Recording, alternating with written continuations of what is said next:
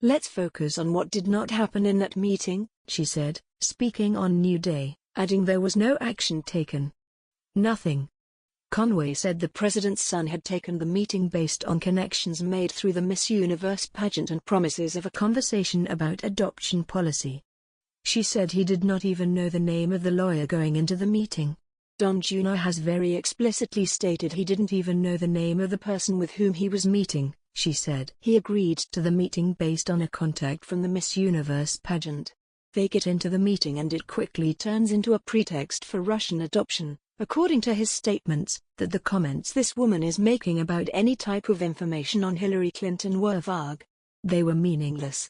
Trump Jr. said in a statement to CNN that the meeting was set up by an acquaintance he knew from the 2013 Miss Universe pageant, which was held in a suburb of Moscow. His statement said he was not given the person's name beforehand.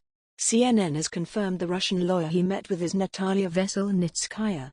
Trump Jr. also said he invited Trump's son-in-law Jared Kushner and then campaign chairman Paul Manafort to attend the meeting, but told them nothing of the substance.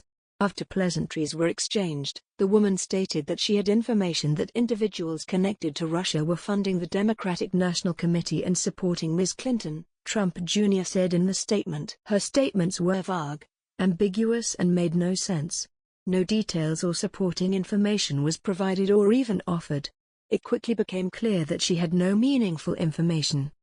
He also defended himself, sarcastically, on Twitter Monday. "Obviously I'm the first person on a campaign to ever take a meeting to hear info about an opponent. Went nowhere but had to listen." Trump Jr.'s statements differed from an account he gave on Saturday when the New York Times, citing 3 advisors to the White House briefed on the meeting and 2 others with knowledge of it, first reported about the meeting but before it was reported that the lawyer was offering the information about the DNC. It was a short introductory meeting. I asked Jared and Paul to stop by. We primarily discussed a program about the adoption of Russian children that was active and popular with American families years ago and was since ended by the Russian government, but it was not a campaign issue at that time and there was no follow-up, Trump Jr. initially said. Trump Jr. on Twitter said there were no inconsistencies in his statements. Cuomo seized on the change in Trump Jr.'s story. He changed his story twice. "You talked about being in a court of law, not good when you change your story," Cuomo said.